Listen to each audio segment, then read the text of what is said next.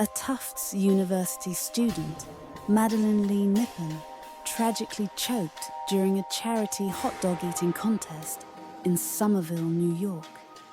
Despite receiving immediate medical attention and being rushed to the hospital, the 20-year-old Nippon succumbed to her injuries just a few hours later. Majoring in biopsychology and playing lacrosse, Madeline had her sights set on a future in medicine, driven by a passion for helping others. Her untimely passing is a poignant reminder of how quickly life can change, leaving friends and family to mourn the bright future that was so abruptly cut short. In a dramatic turn of events during a taco eating contest held between innings at a baseball game in Fresno, California, 41-year-old Dinah Hutchins found himself in a life-threatening situation. As he enthusiastically competed, he suddenly choked and collapsed to the ground, leaving emergency responders with a tragic challenge they couldn't overcome. In the wake of this heartbreaking incident, Hutchins' family has taken legal action against the event organizers, Fresno Sports and Events, which owns the Grizzlies baseball team. They allege that the organizers acted with negligence by failing to adequately warn participants about the risks and dangers associated with such an intense competition. The lawsuit raises important questions about safety protocols and the responsibility of organizers in high-stakes, high-speed contests. A few years ago, Indonesia hosted an exhilarating speed-eating competition featuring KFC chicken wings, with an astonishing prize of 5 billion rupiah, over 59 million USD, awaiting the victor. Among the eager contestants was Freddy Jayada, who was determined to claim the title. However, as he chowed down on his third wing, disaster struck. The juicy morsel got lodged in his throat. In a heartbreaking turn of events, Freddy collapsed and was rushed to a local hospital, where he tragically passed away. This shocking incident serves as a stark reminder of the risks of competitive eating and the extreme lengths some are willing to go for glory.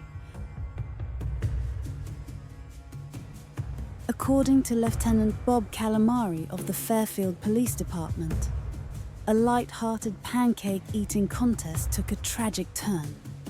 When 20-year-old student Caitlin Nelson began choking, paramedics and police rushed to her aid. She was urgently transported to a hospital in Bridgeport, Connecticut, where her condition was deemed critical but stable.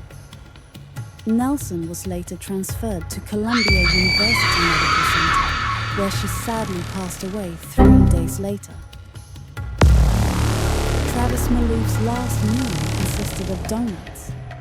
The contestant at Voodoo Donuts was attempting to eat a 500-gram glazed donut in 80 seconds, equivalent to consuming half a dozen donuts in under 2 minutes. Paramedics rushed to the scene to save the 42-year-old man, but he unfortunately passed away on site. In 2020, the Beach House Hotel in Queensland, Australia, hosted a traditional competition where participants raced to eat lamingtons, cube-shaped sponge cakes coated in chocolate and rolled in coconut. According to local news reports, a 60-year-old woman choked during the event and suffered from seizures. Unfortunately, efforts to save her were unsuccessful. Despite studying graphic design during the day and working at a club at night, Adam Dilly found time in February 2008 to participate in a cupcake eating contest. During the competition, the 34-year-old Brit decided to play a prank on his friends by shoving 5 cupcakes into his mouth. Unfortunately, he choked and collapsed on the floor, where he began to convulse. The paramedics who arrived on the scene rushed Dilly to Singleton Hospital, where he was pronounced dead early the next morning.